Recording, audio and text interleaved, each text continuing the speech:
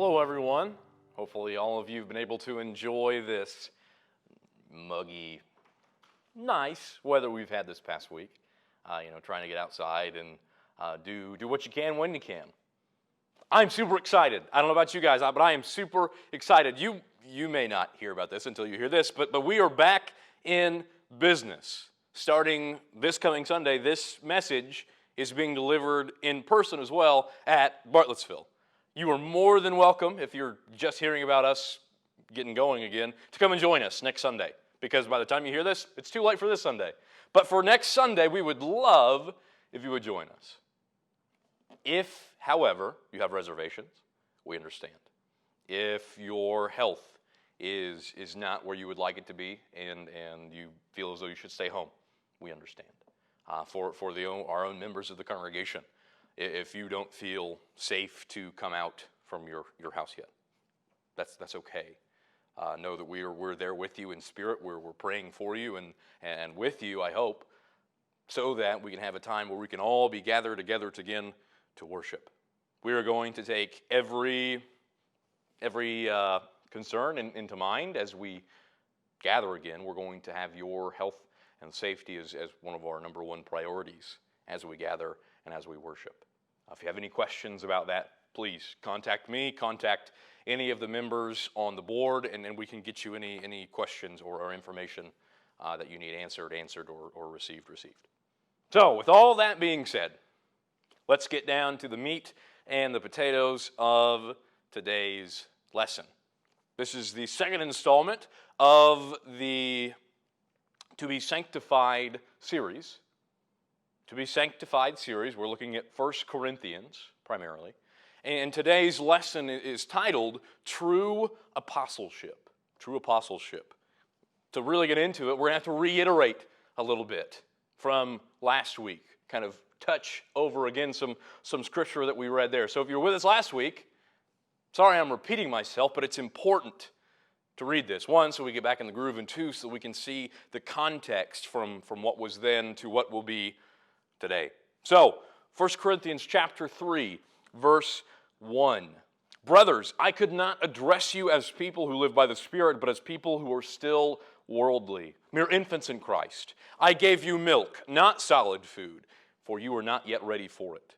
Indeed, you are still not ready. You are still worldly, for since there is jealousy and quarreling among you, are you not worldly? Are you not acting like mere humans? For when one says, I follow Paul, or another, I follow Apollos, are you not mere human beings? Okay, last week we touched upon the solid food there. We touched upon the milk and what those things looked like. Paul is addressing the church in Corinth, calling them out for not taking things as seriously as they ought, for looking very, very similar to the world. They are following men as opposed to following Christ. They're saying, well, I really like Paul. He's my guy. I follow Paul. Or Apollos. I really like Apollos. He preaches in a way that really resonates with me, so I follow him. And others still, well, Cephas, Peter. Cephas is the only one that I will ever listen to. Stuff like that. Stuff that you hear people today say. Well, I only listen to preacher X, whoever. I've heard someone to me say recently, if you go elsewhere, if the Lord calls you elsewhere, by golly, we're going with you because you are my preacher. Oh, no, please, no. You're missing the forest for the trees. You're not coming to worship Christ because of anything that we say. You are here to worship Christ so you can worship Christ. Anything that we might say is trying to point towards Him, not towards us. This information, hopefully, is coming from the Bible. Any opinions we share, hopefully we say, this is my opinion. Otherwise, you are here for the Word, and you are here to worship our Savior and our Creator. That is why you were here, and that is what Paul is trying to get at. Because right now, that's what the church in Corinth looked like. He said in 1 Corinthians chapter 1 that this letter was written to all Christians anywhere. Though he was specifically directing at the church in Corinth, He was meaning any Christian anywhere, to those sanctified, the title of the series, to anyone who has been sanctified, meaning to any who have been set apart, any who have been set to be holy. That means you are a Christian, you've accepted Jesus Christ, you've put on His mantle in baptism. Any of you, anytime, anywhere, this applies. That's why we're reading it. This is the context. The church today faces the same problems, the same temptations as what the church in Corinth did. So, in the specific case of Corinth, what was making them worldly? What would cause Paul to say, you are worldly, you are merely human? Well, I think it's pretty easy because it says it. It says jealousy and quarreling. You don't like someone because they have something that you desire. And then you fight with them about it, or you fight with them about something that you don't like about them, so that you feel better about yourself. Those two are key components that will make you look just as everyone else does in the world. You're acquiring the same paint job that every other car on the street has. You are indistinguishable from the crowd. Totally opposite of being salt of the earth, what we are called to be. Continuing on, verse 5. What, after all, is Apollos? And what is Paul? Only servants through whom you came to believe, as the Lord has assigned each to his task. I planted the seed, Apollos watered it, but God has been making it grow. So neither the one who plants nor the one who waters is anything, but only God who makes things grow. The one who plants and the one who waters, they both have purpose. They have one purpose, and they will each be rewarded according to their own labor. For we are co-workers in God's service. You are God's field. You are God's building. This is talking specifically about, leaders, preachers, again, saying that we're just servants. We're just doing the work.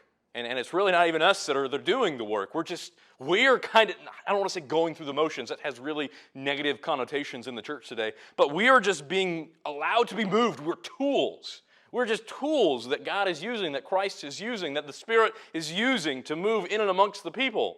That's all that we are. We might be physically doing the labor, but we're only able to do it because of who Christ is and what He's allowing us to do. So don't give us the credit because we're not growing the seed.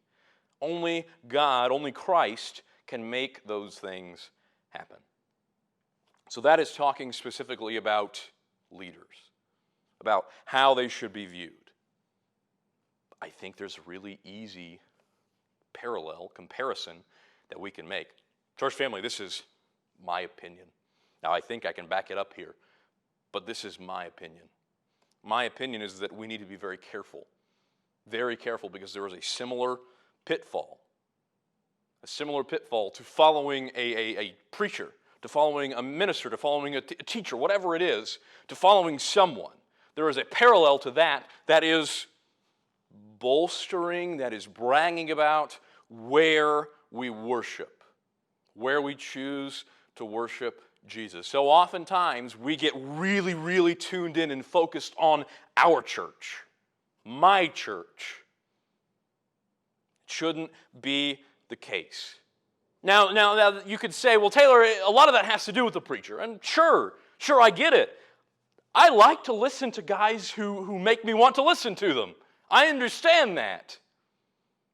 The it factor preachers, that's kind of how I describe them. They have that je ne sais quoi factor about them, that just whatever makes you want to tune in and to listen. I understand the appeal with having a man to listen to that has those qualities. But that's not why we go to church, and that's not why we do what we do. It's just not. We get really wrapped up in Bartlettsville Christian Church. We get really wrapped up in the feel-good, friendly assembly, my go-to generic, worldly church. You've certainly heard someone say something like this. Well, I attend the feel-good, friendly assembly, and we just have the best services. It's just the best, absolutely the best. Our worship makes me feel better than any other church's worship does. I just love it. It makes me feel so good. We are friendlier than anyone else. We just have things going that other churches can't do. Our building, it's just the most beautiful. No other building can match our building. Our facilities are the best. We have just the best youth program. We have the biggest congregation. We have the largest sanctuary. We're the biggest church in all of Timbuktu. Those types of things. I don't know about you, but those sort of things really kind of grind my gears. They really make me think of, I just want to go to a quiet place for a while when I hear things like that. This sort of talk, in my opinion, is in the same vein as following a preacher because he is your preacher. He is the one that you choose to follow. Now, I've been talking in generalities. Let me be very specific now. Bartlettsville Christian Church. Just because this building has existed for 150 plus years does not mean that we have VIP membership, VIP status among the rest of the body of Christ. We don't. This is just a place. It's just a building. Because we are members here does not mean that we are supposed to just inherit something spectacular. I'm not saying you can't draw inspiration from those who have been here before, from those who have taught here before, from those who have made this place important to you. I'm not saying you don't rely on those things, that you can't draw back to those memories. But what I am saying is this. Do not think for 1 second that because of this place, because of what happened in years past here, don't think for 1 second that this country church culture makes what we do any better than any other congregation. Whether that congregation has tens, has hundreds, or if they have thousands. Just because we do something doesn't mean it is the best way to do it. Doesn't mean that our church model is the best. I've heard people say, well, I wouldn't go anywhere else because it doesn't make me feel at home. You're not supposed to feel at home. Church is a place where you gather to worship God. You're coming into the presence of a being so immense and so powerful that He wouldn't let people see Him physically. We are worshiping something that is so great, so beyond our understanding, that God places a literal barrier between Himself and us because we can't handle Him. That's not something you should be comfortable with. We need to make sure that we are here for kingdom work. Not to say that this or that is the only way to do church. Bartlettsville Christian Church. We have been able to touch and to be workers in God's kingdom for a very long time, and that is a huge blessing. But we cannot rest on our laurels. We cannot allow ourselves to ride on the coattails of those who came before us. I think it's awesome that I have two I don't know how many greats, but I have grandfathers, two of them, who had preached here before. That's great. I think that's really neat. But that doesn't give me any special right or interest in what goes on here. It doesn't make me think that this building, that this place, is any more than a place that we gather to worship. This is not the church. We are the church. The second thing that we need to focus on today is very foundational. And ironically, it has to do with what foundational things that we have in our faith are. Verse 10, by the grace God has given me, I laid a foundation as a wise builder, and someone else is building on it. But each one should build with care, for no one can lay any foundation other than the one that has already been laid, which is Jesus Christ. If anyone builds on this foundation using gold, silver, costly stones, wood, hay, or straw, their work will be shown for what it is, because the day will bring light to it. The day will bring light to it. Keep that phrasing in the back of your mind for just a moment. It will be revealed with fire, and the fire will test the quality of each person's work. If what has been built survives, the builder will receive a reward. If it is burned up, the builder will suffer loss, but yet will be saved, even though only as one escaping through the flames. Thankfully, very, very thankfully, we live on this side of the cross. We know what this foundation is that this passage is mentioning. We know who Jesus is. We know what he has done for us, what he is doing for us, what he will do for us. We have assurances that those things happened, are happening, and will happen. We know who Jesus is. He is the foundation. We have the transcript for the foundation in the Bible. That is how we come to know who the foundation is. We read about him. We come into his presence daily, or we should be. And if you're not, you need to make time for that. It shouldn't come at the end of the day. It shouldn't come with whatever spare time you have. God calls us to give him of our first fruits. You need to be setting apart time to study and to be in his word and to pray without ceasing, to pray continually. That is being in constant communion with him. That is how we understand the foundation. That is how we come to know it. This work that we are called to is important. I've said the phrase, know your role, before, and a lot of times, for me, that's a sports analogy. If I'm an offensive lineman, I should be focused on blocking. I shouldn't be thinking about how I should be running the football because it's never going to be in my hands. So knowing your role in the church means knowing your strengths, knowing what the gifts that God has given to you are and how to use them. But as we go about that work, there is something we need to make sure that we are doing or not doing. We need to make sure that we are doing what we are called to and that we are doing it for the right reasons. We're not doing it for accolades. We're not doing it because someone is watching. We're doing it because we love the Lord and we want to serve him. We want to make ourselves available to him to be used as tools by him. That work that we do is building upon the foundation that Jesus already set in place. Now, when I say we're building on it, let's use an analogy here. We're building on it. If we try and use our own materials, like what was listed, the fancy stones, the wood, the hay, the straw, any of that stuff, the merit will be shown through. Jesus is saying, look, I have the work for you. I've got the stones right here that I want you to build and to put in place where I have the schematics for them. I have your life lined out. I have a will for you.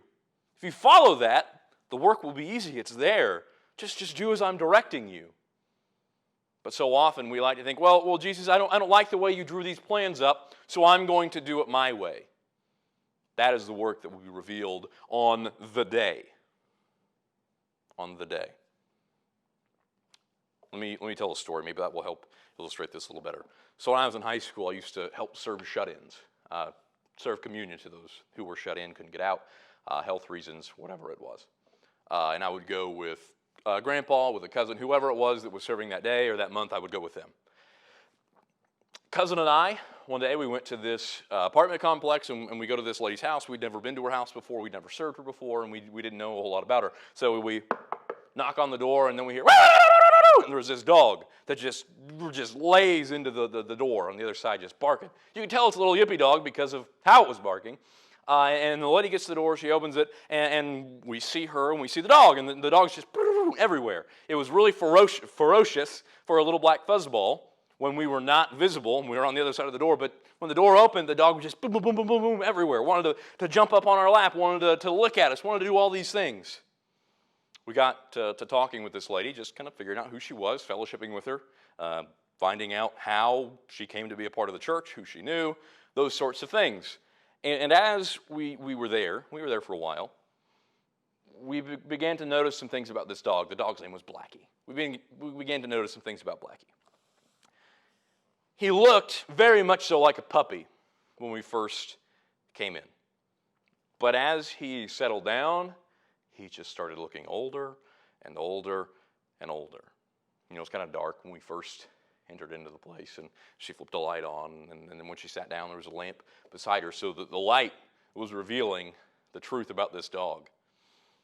The longer we sat there, the more questions we asked about him to her. His muzzle looked very, very gray. There were streaks of gray in his fur along his back. His eyes were a little glossy. He couldn't see real well, and he had a noticeable limp in 2 of his forelegs. The light revealed the true character of this dog. This dog was trying to put on this facade that it was far, far younger than what it was, that it had all of this energy, that it was ferocious even. But as time went on and as the light revealed it, it was very evident to us that that dog wasn't as it seemed. I've mentioned the day a lot. It's mentioned there in verse 13. That day is the day of judgment. That day is the day of judgment. That day will be the great equalizer, because those that thought they had it all will have nothing. But those that gave their all for Christ will come to have everything. That day, all the fruits of your labor will be revealed. Your intentions, your motives, your heart, all of that will be laid bare. You may have fooled me. You may have fooled your family. You may have fooled anyone you dealt with in business. You may have fooled them all. But I promise you, you will not fool your Creator on that day. The last thing that we should see in this passage is apostleship. We need to look at what true apostleship kind of looks like. There's a lot more to apostleship than we can look at in just this one day, and even the definition of it. But we're not going to do any of that today. We're going to look at what Paul has to say we should be doing. Because if arrogance, if jealousy, if quarreling are the wrong ways to go about this, what's the right way?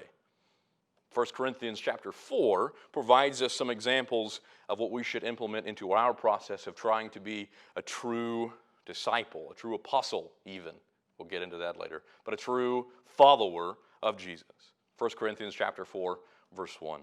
This then is how you ought to regard us, as servants of Christ, and as those entrusted with the mysteries God has revealed. Now it is required that those who have been given great trust must prove faithful. I care very little if I am judged by you or by any human court. Indeed, I do not even judge myself. My conscience is clear, but that does not make me innocent. It is the Lord who judges me. Therefore, judge nothing before the appointed time. Wait until the Lord comes. He will bring light to what is hidden in darkness and will expose the motives of the heart. At that time, each will receive their praise from God. Paul reminds us again that the measuring rod for our lives is generally not the one that we like to use. We talked about this last week. We like to compare ourselves to Joe Blow walking down the street beside us. Well, I'm taller than him. I'm better than him. He looks as though he is very sinful. Fill in what sinful means. We like to compare ourselves to those that we know we're better than. But that's not what we're called to do. For example, in the antiquing world, if any of you are into antiques, something that is old,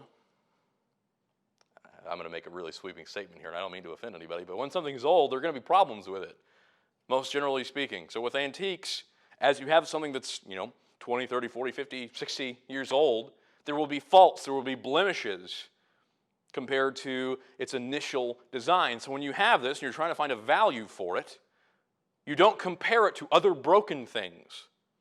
What are you comparing it to? You're comparing it to what it looked like in its most pristine, original form, when it was perfect.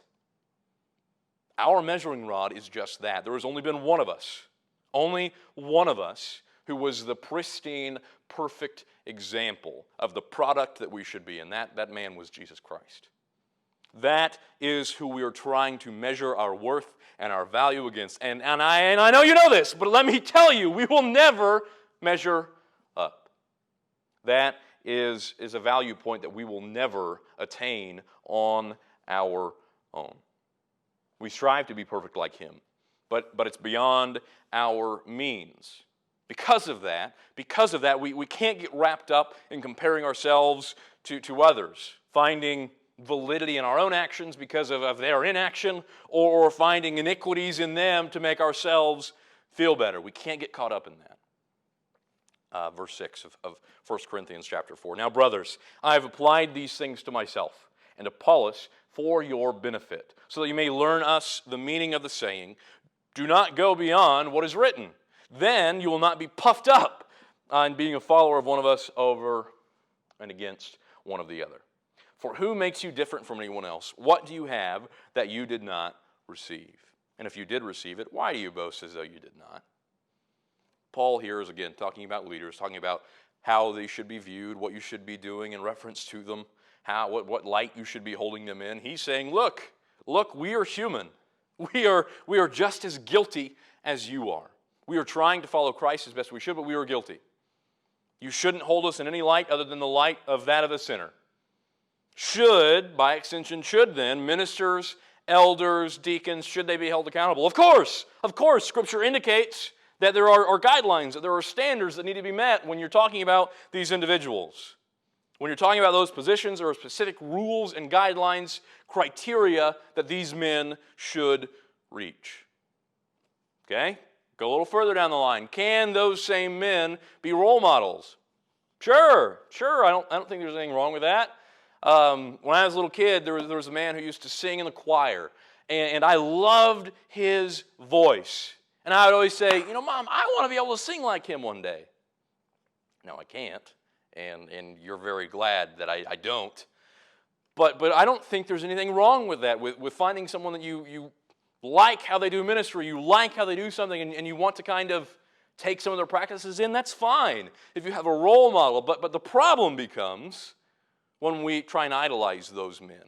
No, you can't do that. No, I am a sinner. Ministers, elders, deacons, song leaders, all of us are fallen. All of us need Christ. If you're relying on us to be perfect, let me tell you, we've let you down a long time ago. I let you down 20-some years ago.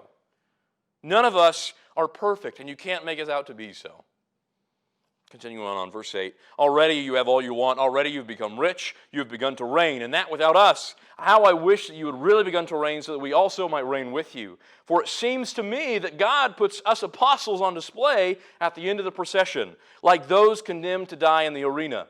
We have been made a spectacle to the whole universe, to angels as well as to human beings. We are fools for Christ, but you are so wise in Christ. We are weak, but you are so strong. You are honored, we are dishonored. To this very hour, we go hungry and thirsty. We are in rags. We are brutally treated. We are homeless. We work hard with our own hands. When we are cursed, we bless. When we are persecuted, we endure it. When we are slandered, we answer kindly. We have become the scum of the earth, the garbage of the world, right up to this moment. Paul is illustrating here that Christians are prone to think of themselves and maybe those close to them, maybe their fellow church members, a little more highly than they ought to. They place them on a high horse for some reason. That they think that right now life is going so well because they've earned it. They've done it themselves. They've arrived there by their own means. That's not the case. Here they're talking about how that will be their reward in full. That those accolades that you get here will be great by the world's standards, but when it comes down to it, the eternal value of those same accomplishments are nil, nothing, zilch, nada. For some Christians, life is hard. Persecution is normal, it's every day, and it pales in comparison to what the pew fillers. So often those who just kind of do this casually, they think that, I come to church on Sundays, once, maybe twice a month, and that's good enough. Those guys have it easy a lot of the times. The Christians who are Christians, those who truly follow Christ, they experience troubles just as Christ did. Oftentimes, however, they meet life's struggles, life's difficulties different than others do. They meet them with meekness and not weakness. There's a distinction there. They meet them with humility and not pride. They meet them with an attitude like Christ, not an attitude that is identical to the world. So as we wrap this up, the early church was guilty of placing themselves in a place that they never should have. They thought that their people, either the people that they followed or they themselves, were it, that they were all that and a bag of chips.